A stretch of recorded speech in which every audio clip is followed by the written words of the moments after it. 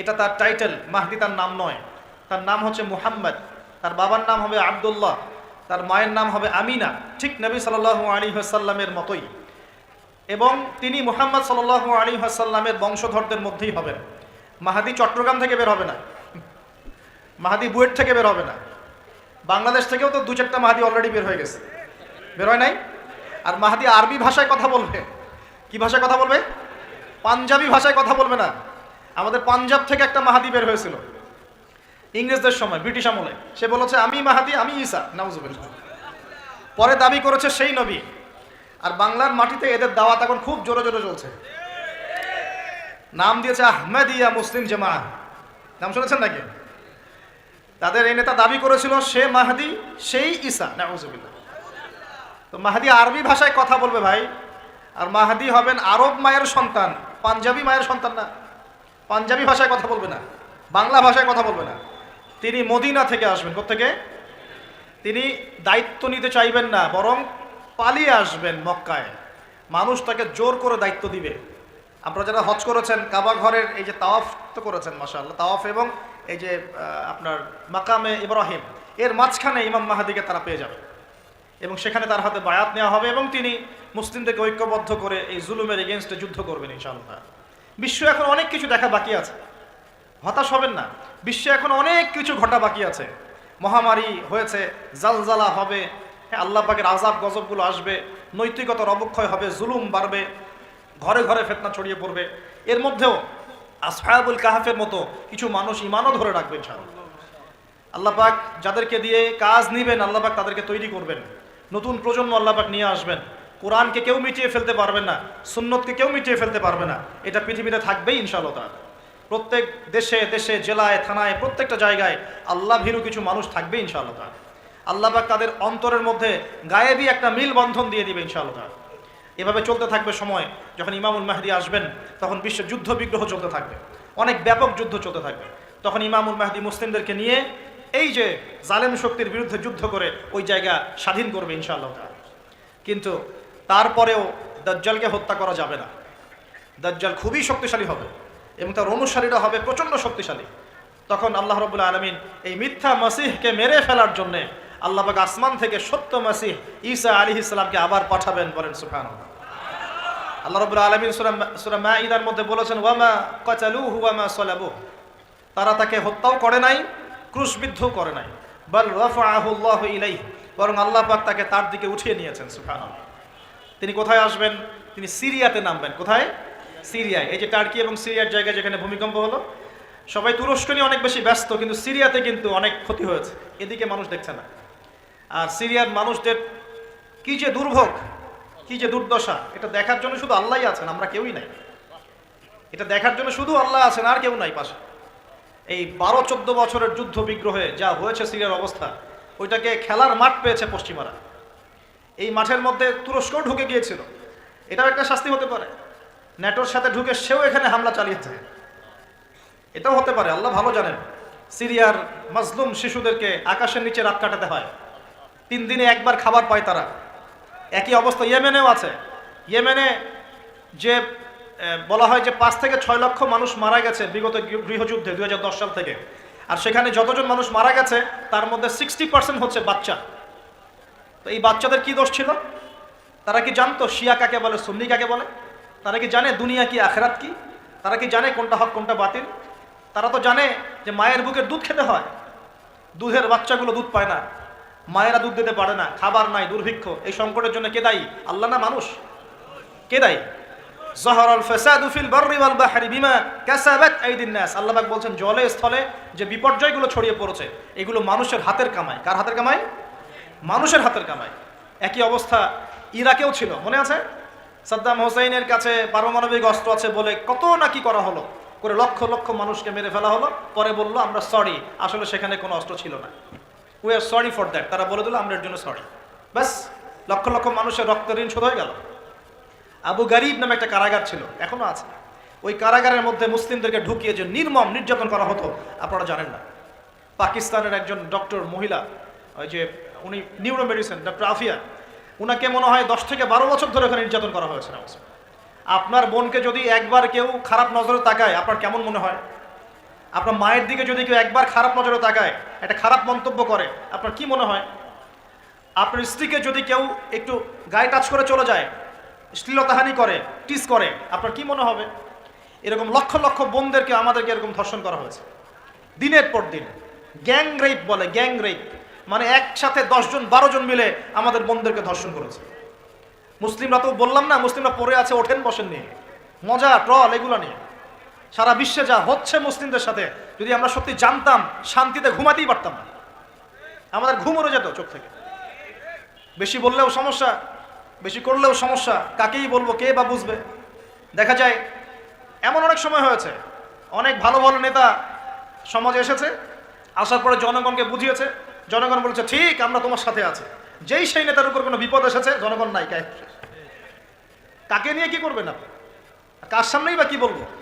আমাদের প্রত্যেকটা জেলা বলেন, থানা বলেন, দেশ বলেন, আনাচে কানাচে নিবেদিত প্রাণ মুসলিম ভাই তৈরি করতে হবে, যারা কাজের মানুষ, ঝোঁকে চলে না, আবেগে চলে না, ইস্যু পাগল না, আবেগে চলে না, কাজের অ্যাক্টিভ কিছু মানুষ দরকার, যারা শিক্ষিত, এডুকেটেড, যারা পরিস্থিতি বোঝে, যারা হিকমা বোঝে, যারা নিবেদিত প্রাণ, যারা অর্থ কোরবানি করার মানসিকতা রাখে, শিক্ষা প্রতিষ্ঠান গড়ে তোলে, সোশ্যাল ওয়ার্ক করে, একটা জনসংযোগ যারা গঠন করতে পারে, এমন কিছু মানুষ আর নেতা আল্লাহ আমাদেরকে দান করুন বলে আমি। এভাবে একদিনের মাহফিল বলেন আর ওই ইস্যু পাগল কোন ইস্যু নিয়ে লাফালাফি করে উম্মার বিজয় হবে না। আমাদের সবাইকে যার যার জায়গা থেকে কনস্ট্রাকটিভ কাজ করতে হবে, সবাইকে এফোর্ট দিতে হবে। শুধু একজন দায়ীর দায়িত্ব না, একজন আলেমের দায়িত্ব না, আপনারও দায়িত্ব আছে। তো নবী সাল্লাল্লাহু আলাইহি ওয়াসাল্লাম বলেছিলেন অনেক দিন আগেই, প্রায় 1400 বছর আগে, ওয়াশুরিবাতিল খুমর, বেশি বেশি মাদকদ্রব্য সেবন করা হবে, ওয়াযহরাতিল কায়নাত ওয়াল মাআজিফ, এবং প্রচুর নর্তকী গায়িকার প্রচলন ঘটবে, ঘটেছে কিনা? ওয়াল মাআজিফ, এবং বাদ্যযন্ত্রের প্রচলন বেড়ে যাবে, বেড়েছে কিনা? নবীজি অন্য হাদিসে বলেছেন লা ইয়াশরাবান্নান নাস মিন হাযিহিল উম্মাল খামর ইউসাম্মুনাহা বিগাইরি ইসমিহা, এই উম্মতের এক অংশের মানুষ মাদকদ্রব্য সেবন করবে, কিন্তু তার নাম রাখবে ভিন্ন, মাদককে মাদক বলবে না, ভিন্ন নামে সম্বোধন করবে। নবীজি বলছেন ইউজাফু আলা রুউসিহিমুল মাআজিফ, মানুষের মাথার উপরে, মাথার কাছে বাদ্যযন্ত্র বাজতে থাকবে। এর ব্যাখ্যা আমরা বুঝতে পারতাম না, এখন বুঝতে পারি। মানুষের মাথার কাছে, কানের ভিতরে কেমন করে বাদ্যযন্ত্র বাজতে পারে, কিভাবে বাজতে পারে? ইয়ারফোন, ব্লুটুথ, সবার কানে কানে, সবাই গান শুনছে, নাউজুবিল্লাহ। বাদ্যযন্ত্র কানের ভিতরে না? নবীজি 1400 বছর আগে বলে গেছেন ইউজাফু আলা রুউসিহিম বিল মাআজিফ, মাথার উপরে, এখানে কানের কাছে, মাথার উপরে বাদ্যযন্ত্র বাজতে থাকবে। নবীজি বলছেন ওয়াযহরাতিল কায়নাত, এই যে গায়িকা নর্তকী, গায়িকা নর্তকীদের সংখ্যা বাড়তে থাকবে। ওয়াল মাআজিফ, বাদ্যযন্ত্র বাড়তে থাকবে। ওয়াল মুগান্নিয়াত, এবং গান গায় যে মহিলা, এদের সংখ্যা বাড়তে থাকবে। বাড়ছে কিনা? বাড়ছে। নবীজি আরো বলেছেন ওয়ালাআনা আখির হাযিহিল উম্মাহ উলাহা, এই উম্মতের শেষের দিকের মানুষেরা প্রথম দিকের মানুষদেরকে গালিগালাজ করবে, করছে কিনা? শেষের দিকের মানুষেরা প্রথম দিকের মানুষদেরকে গালিগালাজ করবে, বলবে ইসলাম তো ওই যুগে চলতো, এই যুগে চলে না, ইসলাম তো ওই যে সেকেলে ধর্ম, মধ্যযুগীয় বর্বর, এই কথাগুলো শোনেন কিনা? উম্মতের শেষের দিকের লোকেরা প্রথম দিকের মানুষদেরকে গালিগালাজ করবে। নবীজি আরো বলছেন যে ওয়াসাদা কবিলুহু ফাসিকুহুম, একটা কওমের সর্দার হবে ওই কওমের সবচেয়ে ফাসিক ব্যক্তি, নাউজুবিল্লাহ। এমনটা হয় কিনা? একটা কওমকে নেতৃত্ব দিবে সেই কওমের সবচেয়ে ফাসিক ব্যক্তি। ফাসিক কে? কে ফাসিক? আল্লাহ পাক ইবলিস সম্পর্কে বলছেন যে ইবলিস আদমকে সিজদা করলো না, সূরা কাহফের মধ্যে। ওয়াইজ কুলনা লিল মালাইকাতি ইসজুদু লিআদম ফাসাজাদু ইল্লা ইবলিস, আমি যখন ফেরেশতাদেরকে বললাম যে আদমকে সিজদা করো, সবাই সিজদা করলো, ইবলিস করলো না। ফাফাসাকা আন আমরি রাব্বি, সে তার রবের আদেশের সাথে ফাসিকি করলো, মানে রবের আদেশ মেনে না চলাটাই ফাসিকি। আর নবীজি বলছেন ওয়াসাদা কাবিলুহুম ফাসিকুহুম, একটা কওমের নেতৃত্ব দিবে ফাসিক ব্যক্তি, যে আল্লাহ পাকের হুকুম আহকামের পরোয়া করবে না। ওয়া কানা যাঈমুল কওমি আরযালাহুম, সমাজের সবচেয়ে নিকৃষ্ট মানুষকে কর্তৃত্বের আসন দেওয়া হবে। এগুলো হচ্ছে কিনা সমাজের মধ্যে? আরো বলছেন ওয়াজাহরাতিল আসওয়াতু ফিল মাসাজিদ, মসজিদগুলোর মধ্যে শোরগোল হট্টগোল বেড়ে যাবে। যাচ্ছে কি না? যখন এমন হবে নবীজি বলছেন ইয়াখসিফুল্লাহু বিহিমুল আরদ, আল্লাহ রাব্বুল আলামিন ওই সম্প্রদায়কে এই ভূমি সহ নিচে ধসিয়ে দিবেন, বলি নাউজুবিল্লাহ। এখন ভূমিধস ভূমিকম্প আসছে কি না? আরো বলছেন নবী সাল্লাল্লাহু আলাইহি ওয়াসাল্লাম ওয়ায়াজআলুল্লাহু মিনহুমুল কিরাদাতা ওয়াল খানাজির, আল্লাহ রাব্বুল আলামিন তাদের মধ্যে কিছু মানুষকে শুয়োর এবং বানর বানিয়ে দিবেন, বলি নাউজুবিল্লাহ। আর মানুষ কিন্তু বাহ্যিকভাবে বানর হয় না, দেখা যায় ভিতর থেকে বানর হয়ে গেছে, ভিতর থেকেই বানর হয়ে গেছে। ভিতর থেকে বানর মানে কি? বানর হচ্ছে এমন প্রাণী যে পাবলিকলি জেনা করে, পাবলিকলি জেনা করে। বানরের স্বভাবটা আপনাকে বলছি, বানরের স্বভাব কি? প্রাইভেট লাইফ আর পাবলিক লাইফের পার্থক্য বানর বোঝে না। কোন কাজগুলো প্রাইভেট লাইফে করতে হয় আর কোন কাজগুলো পাবলিকলি করতে হয়, এই কমন সেন্সটা বানরের নাই। আমার কথা কি বুঝতে পারছেন? প্রাইভেট লাইফ মানে যে কাজগুলো আমরা ব্যক্তিগত জীবনে করি, গোপন কাজ। আর পাবলিক মানে যে পাবলিকলি আমরা সবাই বসে আছি এখন, পাবলিক লাইফ। তো প্রাইভেট লাইফ আর পাবলিক লাইফের পার্থক্যটা বানর বোঝে না। আর আল্লাহ পাক কি শাস্তি দিবেন? বানর বানিয়ে দিবেন। সত্যি সত্যি কি মানুষ এখনো বানর হয়েছে? কাউকে দেখেছেন যে মানুষ থেকে বানর হয়ে গেছে? এমন কি হয়েছে এখনো? শুধু সূরা বাকারা একটা দলিল আছে, শনিবারের সীমা লঙ্ঘন করার জন্যে আল্লাহ পাক বনু ইসরাইলদের একটা দলকে মানুষ থেকে বানর বানিয়ে দিয়েছিলেন। এই একটা দলিল কোরআনে পাওয়া যায়। এই উম্মতের মধ্যে কখনো শুনেছেন উম্মতে মুহাম্মাদির কোনো ব্যক্তি মানুষ থেকে বানর হয়ে গেছে? এটা হতে পারে মানুষ ভিতর থেকে বানর হয়ে যাবে, অর্থাৎ পাবলিক লাইফ আর প্রাইভেট লাইফের পার্থক্য বুঝতে পারবে না। এমনটা হচ্ছে কিনা? মানুষ এখন পাবলিক লাইফ আর প্রাইভেট লাইফটা একাকার করে ফেলছে না? বিয়ে করেছে, স্ত্রীকে দেখবে সে, ভালোবাসবে সে, স্ত্রী সাজবে তার জন্যে, এগুলো সব প্রাইভেট ব্যাপার। এগুলোকে মানুষ পাবলিক করে ঘুরে বেড়াচ্ছে না? বুঝতে পারছেন না মনে হয়? বাসায় শুয়ে আছেন, স্ত্রীর সাথে গল্প করছেন, প্রাইভেট বিষয়। এটাকে ফেসবুকে ছবি তুলে যারা দিল, সে প্রাইভেট লাইফটাকে পাবলিক করে দিল না? মানুষ প্রাইভেট লাইফ আর পাবলিক লাইফের পার্থক্য বুঝতে পারছে না এখন। নবীজি আরো বলছেন ওয়ায়াজআলুল্লাহু মিনহুমুল কিরাদাতা ওয়াল খানাজির, এবং আল্লাহ পাক তাদের মধ্যে কিছু শুয়োরও বানিয়ে দিবেন। কি বানিয়ে দিবেন? শুয়োর কেমন? ওর সামনে ভালো কিছু দিবেন, ভালো কিছু, ফ্রেশ খাবার দেন, ভালো কিছু দেন, টাটকা খাবে না। বাসি পচা নোংরা আবর্জনা তার সামনে দিবেন, খুব মজা করে করে খাবে। এখান থেকে কি বুঝলাম? এক শ্রেণীর মানুষ বের হবে এই উম্মতে, যারা হালাল জিনিস ওদের কাছে ভালো লাগবে না, হারাম ভালো লাগবে। বুঝতে পারছেন না মনে হয়? হালাল খাবার দেন ভাল লাগে না, হারাম মাদক খেতে হয়, গাঁজা খেতে হয়, ইয়াবা খেতে হয়, ফেন্সিডিল খেতে হয়, না হলে ঘুমিয়ে আসে না। গরুকে চড়াবেন তামাকের মাঠ, তামাক যেখানে চাষ হয়। আমরা ওই যে বান্দরবন ওই এলাকার দিকে প্রোগ্রাম করতে গিয়ে দেখেছিলাম, মানে বিঘার পর বিঘা জমিতে খালি তামাক চাষ হচ্ছে, তামাক। ওই জমিগুলোর মধ্যে গরু ছাগল চড়ে না, কারণ গরু ছাগলও জানে যে এগুলো খাওয়ার জিনিস না। বুঝতে পারছেন কথা? কিন্তু মানুষ গোগ্রাসে খাচ্ছে, ডলছে, খাচ্ছে, টানছে। শুয়োর কেমন প্রাণী? যার সামনে ভালো কিছু দিলে সে খাবে না, খারাপটা দিলে আপনি খাবেন। হালাল ভালো লাগছে না, হারাম ভালো লাগছে। আল্লাহ পর্দাকে হালাল করেছেন, পর্দা ভালো লাগে না, বেপর্দামি ভালো লাগে। আল্লাহ পাক, আল্লাহ রাব্বুল আলামিন ইসলাম নাজিল করেছেন, কোরআন সুন্নাহ ভালো লাগে না, মানব রচিত ধর্ম ভালো লাগে, মানব রচিত বিধান ভালো লাগে। আল্লাহ রাব্বুল আলামিন হালাল খাবার দিয়েছেন, ভালো লাগছে না, খাবারটাকে ম্যানুফ্যাকচার করে ভেজাল দিয়ে খাওয়াতে হবে। আল্লাহ পাক দিয়েছেন পবিত্র সম্পর্ক, পবিত্র সম্পর্ক ভালো লাগে না, অপবিত্র জেনা ভালো লাগে।